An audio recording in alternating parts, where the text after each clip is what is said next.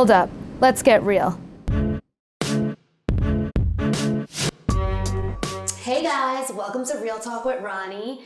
Today my guest is my dear friend, Jason Hernandez, founder of the Steiner-Hernandez team at Douglas Elliman, which happens to be the #1 rental team at the brokerage. And since we're the #1 brokerage, you're probably just #1 in the city. That's what they say. That's what they say. Welcome, Jason. Thank you. Thank you for having me. Thank you for coming. Yes, of course. The reason I asked Jason to be on Real Talk with Ronnie was because I get a lot of questions personally from people saying, I want to get into real estate. How the hell do I begin? And I always say, well, I'm really not the best person to ask, but I've heard rentals is the way to start. It is. It wasn't the way that I started, but my story was super unique. I started as Luis's assistant. So I always say be someone's assistant or... That's the second way, right? Be someone's assistant or do rentals. Yes. Right. So before we get into how to start in rentals, tell me your story. How did you get started? I conquered a career in hospitality. I was a corporate general manager for big chain restaurants in New York. And at 29, I realized I was so far removed from the passion of taking care of people one-on-one that, well, what else could I do? And real estate was always a passion, a love. I got excited by it. I went through rental real estate living as a person in New York City, and that was tough, you know, dealing with all these brokers and learning so many things about it. So I met my current manager, Paul Bologna, and he was a regular in my restaurant, and we always talked, and he said, you should do real estate. And I said, I'm going to. And I retired from hospitality after 16 years. So that's, I think, such an important thing, that just being in New York, being at whatever job you were at, having Paul come into your restaurant, and now so many years later, he is still your manager. Yeah, 8 years later. And so involved in your life, you went to his wedding. I mean, relationships are much more than going to a networking event. It's much more about like the personal connection you feel with somebody, regardless of where you are. And then taking advantage of that. Oh, yeah, it's a huge part of what we do. Opportunity, absolutely. Right. Mm-hmm. Sorry, continue. No, thank you. Yes, no, I you know, let the people know how it really is. Mm-hmm. So real talk. Yes, I was told what rental real estate was. I wasn't necessarily interested in a particular part of real estate. It wasn't commercial or leasing or anything that was really sparking to me. It was just, how do I help people in a way that I wasn't helped? Because it's a huge responsibility to find someone a home in whatever capacity you're doing it. So he told me, this is what you need to do. Go get your license, come and talk to me. And that's where I met my business partner, Leslie Steiner, of 7 years.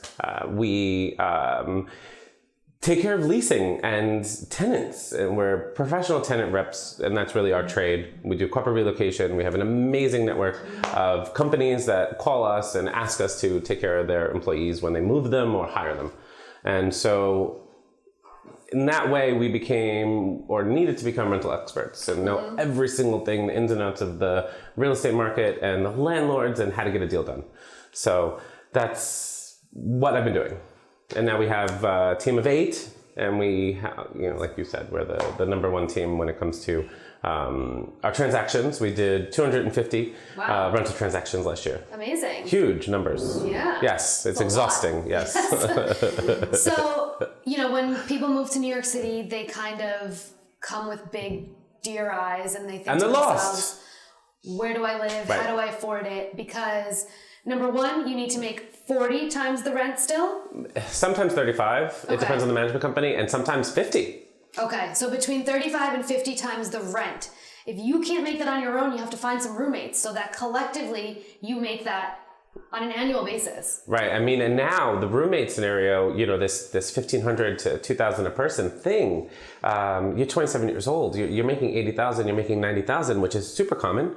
You're living with roommates. You're really not able to live by yourself. And that's a great salary to start off on, by the way. Like maybe not in in New York City, we're so competitive. We make so much money, and it's a good thing in my opinion, because it motivates you to always want more. However, you compare yourself by living in a shoebox in a studio apartment. You do, yes. And then you think to yourself, this is insane. I cannot afford my lifestyle. Yeah, $80,000 a year in middle America, and you're living in a townhouse, and you have a nice car parked outside, and you're good. You're making savings. Your 401k is being flushed. for us, it's, you're 30 years old. And it's the bare minimum. It's the match. Yeah. And so the biggest thing for people is the matchmaking. Like, you have to find where they're going to be comfortable hanging their hat or dropping their keys when they come in the door. And your income level at 80,000 or 100,000, which is a huge number in the grand scheme of employment in the US, it doesn't match the real estate here. You're living small. It doesn't match. Yep. So before you move to New York, take a look at your income and then find yourself some roommates, to be honest. Next step, you have to prove a bunch of things. We literally ask for your kidney.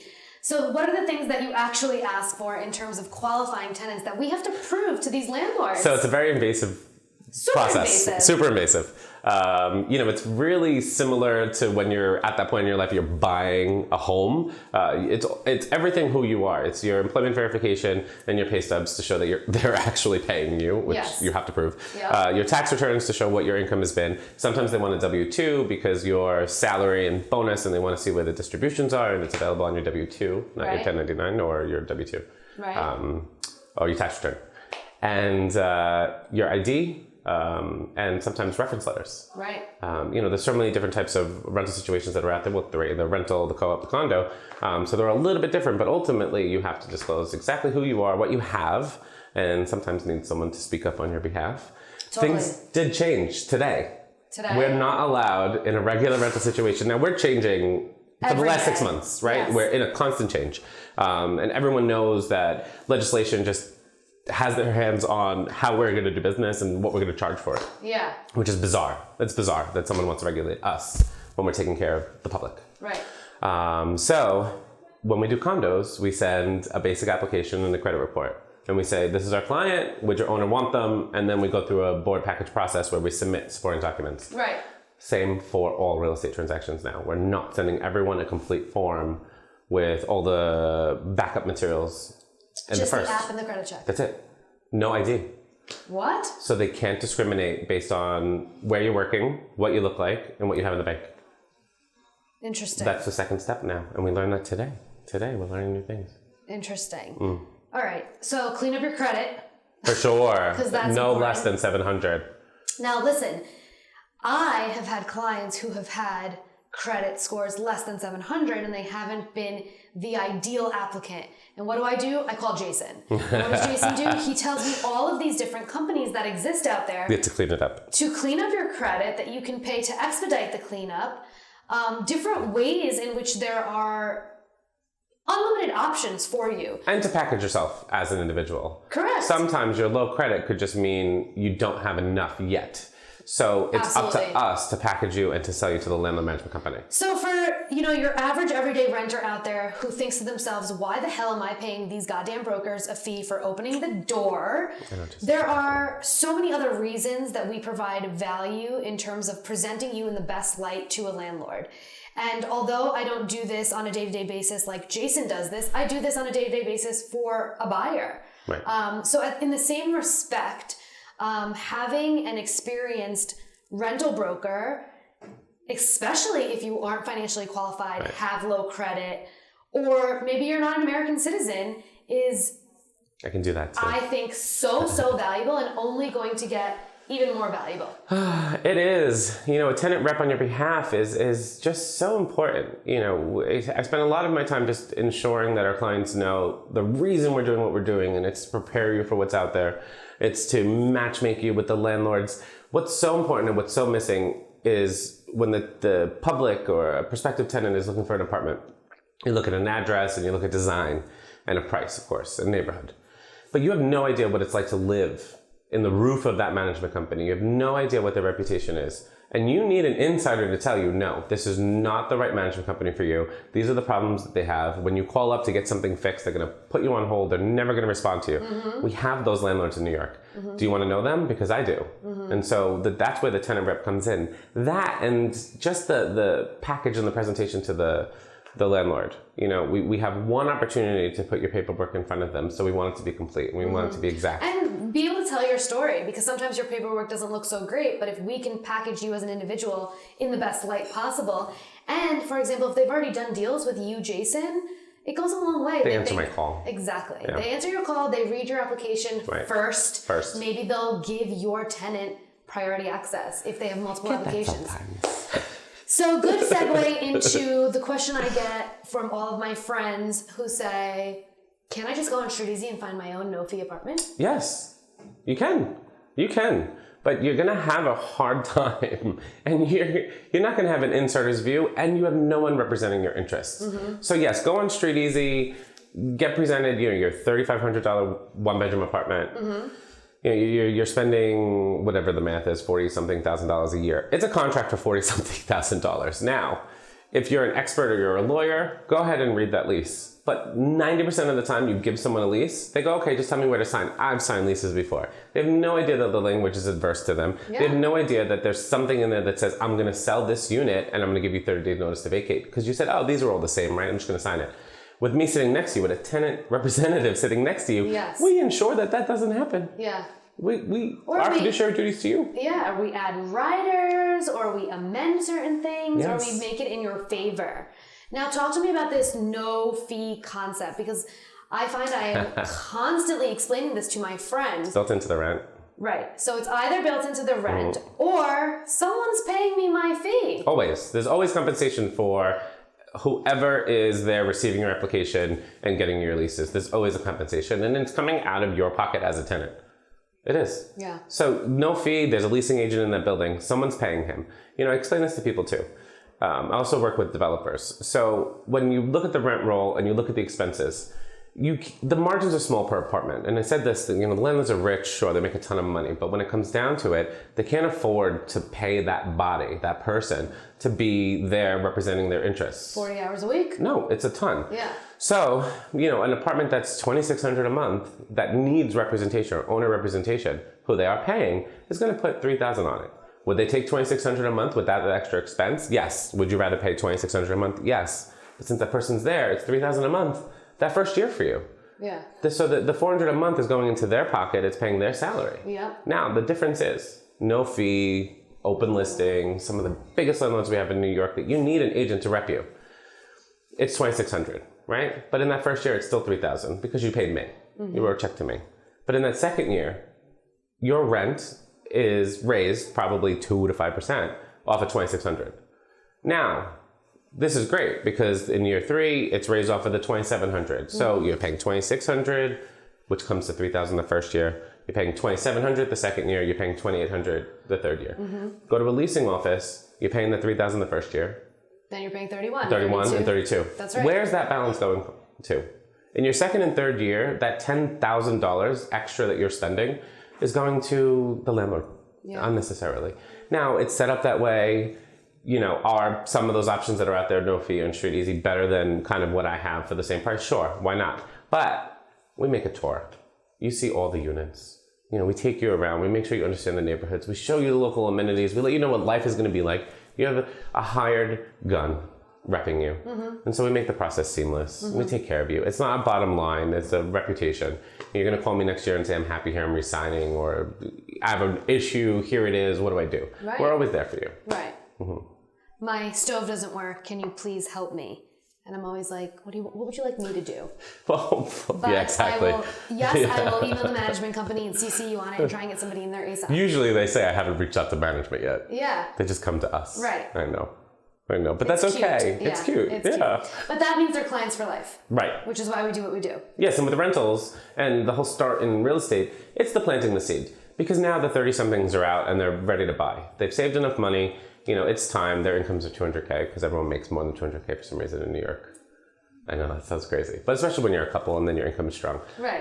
So then they love you, they respect you, and now they're ready to buy. Yeah, so and you've been with them since day one, since they had that studio apartment with the waterfall coming down in the living room because the upstairs neighbor had a leaky bathroom. And you've been there since day one, and now has that happened to you? Yes, of course it's happened. Okay, 83rd Street. I'll never forget Julie calling me up and going, "It's raining in my bathroom." I woke up to the sound of water. Oh, in your place? Heavily coming down, and I was like, "Is it raining?" And it wasn't raining. Yeah. What do you do? Renter's insurance. Renter's insurance. Oh, we should get into that. Why is that important? Why do you need to have it? Because the landlord will cover everything in the walls.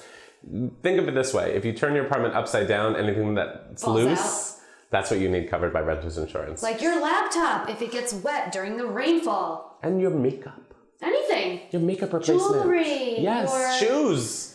The bags. linens. I know. Which happens all the time. It does. Too often they're not prepared for it. Right. So please get renter's insurance. For $100 a year. Yeah. And most buildings require, but if they don't, do yourself a favor and get it. Definitely. The other thing I want to mention is if you do get engaged and you have a ring in that damn apartment. Add that ring. Add that ring to your renter's insurance because God forbid something happens, you are covered. Any good piece of jewelry. Any jewelry, yeah. right. Yeah. Right. No, for sure. But a lot of our younger audience, this is the time, right? They're in their 30s, they're starting to get married, they're getting engaged. They're moving on up. They're going from their studio to their 1, to their junior 4, to their 2, to their 3. Yes, and I've done that. And you move You do.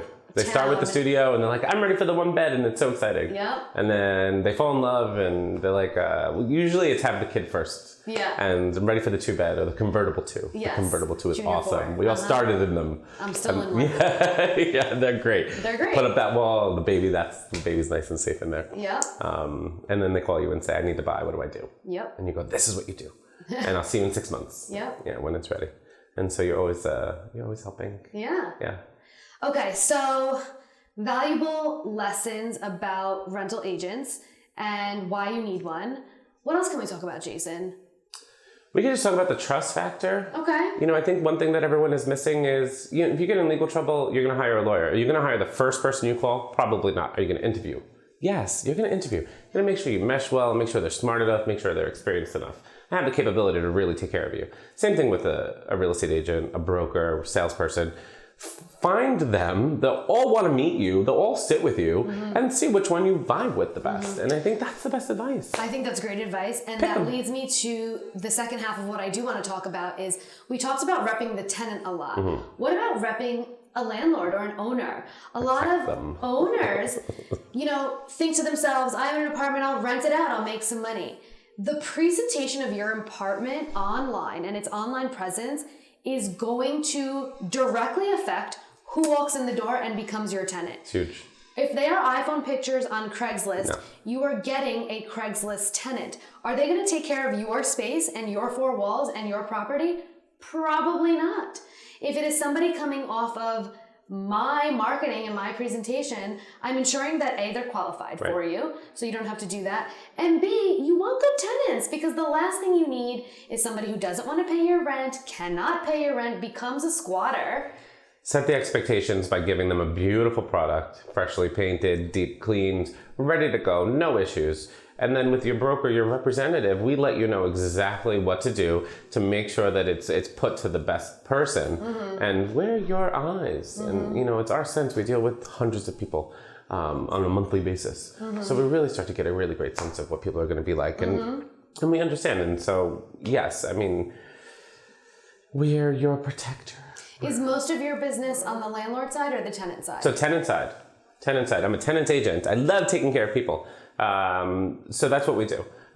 We have amazing tech companies and industries that we have great relationships with, and we find their tenants places to live. And then, of course, referrals over the years. So that's actually perfect because my experience in the rental business is on the landlord side. Right. So I represent a lot of investors who buy properties from me and then ask me to rent them out. And a lot of times, they don't want anything to do with their tenant. They want an intro email. They want a wall. And they know who they are, but everything goes through me. And I'm a little bit of a property manager in that sense. However... without the title or the pay.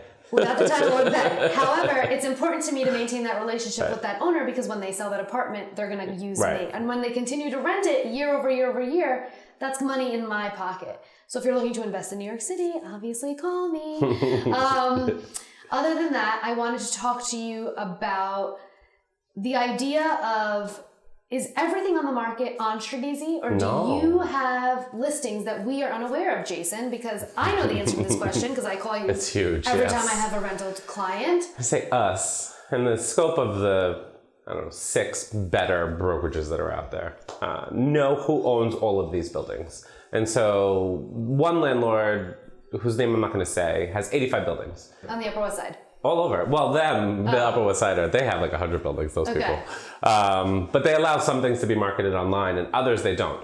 What they do is send out a fax on every Friday. A fax? A fax, because this is old school landlords. They were buying. They have a fax machine? Yeah, they have a fax machine. Luckily, we have the technology which, when you fax to us, it comes to our email. Yeah. But it's an absolute fax. Wow. Yeah, no, it's an absolute fax that comes. And it's the vacancy update. And so on there, it tells you exactly what the apartment is, what the apartment number, the price, and the access. I've keyed all their buildings. I have a master key to their buildings. So at any time, I can show their units. And if it's occupied, it'll have the tenant's name and the tenant's phone number. Now, they only work with preferred brokers. But if you want to live in the Upper West Side in a charming townhouse with an outdoor space or a garden or even a spectacular pre-war, they own them all. So you have to have a tenant rep. So those are not on StreetEasy. No. So the answer to a lot of the questions I get, does that exist? Are there pocket listings? And in terms of rentals, It's not even pocket it's listings. not It's just exactly. like It's just broker not. listings. It's just not listed. Huge portfolio. Huge. Another one's 85 buildings, major full service buildings. They can't talk to you. They don't have the structure to talk to the public. Right. So, they have relationships. The one that I handle Douglas Elliman's relationship with one major landlord. So everyone in our company comes to me when they want to rent one of their properties. And I take them through the process. I'm still a tenant's agent the entire way, but they pick up my call. Right. And so I say you had a client for it. You'd come bring me their application. I'd make sure I followed their strict protocol. Right. Call out anything that needed to be changed or altered or given, and then send it to them and help you get your deal done on your side. Right. And the general public can't call these landlords. Or they can try. They can try. Yeah. But if you want to live in the heart of Chelsea, if you want to live in the middle of the West Village, a high rise in the Upper East Side, or a massive, huge apartments in Midtown West, they're the landlord. Yeah. They're the landlord. Same with NoHo. I mean, they have spectacular buildings all over. I mean, buildings that are 200, 300 units. Mm-hmm. And they're not advertised online either. So a lot of people don't understand that. I mean, there's so many others too. Yeah. Billion-dollar portfolios that are like a secret out there. Right. One of them, we say it's a billion-dollar portfolio. It's one owner. He's not online. I can give you an address right now. You can never find it. And we have keys to it. Give us the address. Yeah. What address would I give? 205 West 13th. Okay. Is one of his properties. Obviously, it's a great address. 13th Street is absolutely beautiful and idyllic. And then 106 Charles, right in the West Village. 250 West 78th Street, which is a spectacular 78th and Broadway. Who doesn't want to live on 78th and Broadway? So those are addresses that you're not going to be able to search on StreetEasy, or you can search it, but there are not going to be any There's listings. no contact. Right. Or you're not going to see what's available, when the Right. leases are up, when you can move in, when you can view it. So that's another value I have to add. check my facts. I'm sure every Friday. That is all very valuable information, Jason. In light of the recent laws and changes, I guess we don't really have any answers. But No, we don't have answers. We have a stay right now. Yeah. Some of the things that did change is, your security deposits can't be more than a month, which just made it harder if you're not perfectly qualified to get your deal done. But we know, again, we have the relationships to the landlords. So we talk to them about you. And we have the companies to help you fix that credit. Oh, definitely. Great companies to help you fix your credit. As I say, like the matchmaking is huge in what we do. One last question. I ask it to all my guests. If you weren't doing this, what would you be doing? And don't go back to hospitality. That's hard. I thought I would have been a butler. What? Yes. A butler. I thought I would have been a butler. As a young single, guy. As a butler, servicing a very, well-to-do family, living in a palace and managing the household and the household staff. And In America? Maybe, sure. Okay. Probably not New York City, more like I picture myself as a country estate type of butler. I was just going to say, in the South? Wow. No, maybe like Westchester or... I love it. Yeah. I thought that was where I was going to go. And but I found my own success. But I think that's where my mindset always came from. Customer service. And just taking care of someone completely. Yeah. Completely. Everything they need. I was born to serve. I still that. am. I still am every day. So not only are you co-founder of the #1 rental team at our brokerage in New York City. You're also a dad. I'm a dad. You're a foster dad. I am, yes. There needs to be more of us. Just put that out there. If you're thinking about it, call me. The children that are in need, that either need a temporary place to stay so that you can protect them, mold them, keep them safe because of whatever life is thrown at them is not good. And on occasion, they can stay with you forever. And so my 3-year-old King, who's turning 4, gets to stay with me forever and ever and ever. His adoption is going to be in the next couple of months. Congratulations. Thank you so much. It means the world to me. We have had other foster children over the years, and are you going to continue this? I am. Yeah. I have this dream of meeting this 15, 16-year-old girl, and because there's a lot that are going to age out, and giving her all the things that she was missing and really give her the jump in life. Because I think 15 for a girl is a really crazy time in their own life. Yeah. And to not have a good home life and give them this princess experience, love that. take them in and give them the world. I'm gonna cry. That is so nice. And other kids. I'll do more. I say one day I'm going to be sitting on some talk show host's sofa and they're going to bring out the 200 children that I've helped. It's going to be Real Talk with Ronnie. You're putting it out as the universe. Oh my God. I think that's going to maybe be my story. That is amazing. Yeah, help the world one child at a time. I love that. Yeah. I love King. He's a dream. He's a dream. Mm-hmm. And he's super handsome, which is so bizarre to me. He's so handsome. Crazy. It's crazy. It's bizarre only because he's 4 and he's just so attractive. Yeah, he's got the features of a model. Yeah. He's not on any social media now because we have to protect our foster children for the time being. But the moment that this adoption is final, I will let the world know who this child is. Maybe. I get asked. Yeah. Yeah, people that see him, they say. And just from being someone that is actually your friend outside of the business, I have to say I have seen a transition in you. I know that you have transitioned these children's lives for the better, but I have seen such a transition in you. And in fact, the funniest story I have about the both of us is that we told the office that we were both having a baby the same day. Oh, it was. Yeah. Yes. So the day that I announced that I was pregnant, I obviously waited until my first trimester, was the day that you announced you were getting your first foster. Right. And we were crying hysterically in the office. That was bizarre. Because we could not believe that we both were making this amazing announcement, and it was so life-changing to the both of us. My announcement was running into Ronnie's office in a panic because the social workers called me and said, we have a 3-year-old in Chelsea. You need to get here now. And my head exploded. Yeah. And you and your team just gave me all the words, and Brenda looks at me. And everyone's like, do it, you have to do it, you have to do it. Are you crazy? And I go, this is nuts. And Brenda looks at me and says, go get that kid.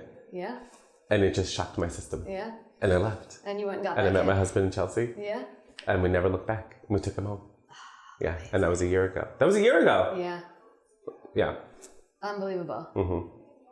And now we have King's birthday coming up. Yes, on Sunday. He's going to be 4. And we're going to have a petting zoo. And we're going to have face painters. And all those fun things that you're supposed to do for children. Of course. All those things that you really do for yourself. I'm getting my face painted. Obviously. Yeah, I'm getting a little balloon poodle. Because that's what I want. This was amazing. I think we could really have a complete episode on fostering. Oh, definitely. Because I want to recruit you. If you have a guest room and you have love in your heart, let's talk. It's an amazing thing that you do. Thank you. You inspire me all the time. And I think you make people want to be better parents, and you're so selfless, and it's such a act of kindness that it's not something you could just do. It's such a commitment. It's your whole life, and you're giving it to these children. And it's amazing. Thank you. I think you're amazing. Yeah, coming from an amazing mom, that means everything to me. Okay. Thank you for tuning into Real Talk with Ronnie. Please subscribe to my YouTube channel and my podcast before I cry. And follow me on social media at Ronnie Calra. Thank you, Jason. Thank you, Ronnie.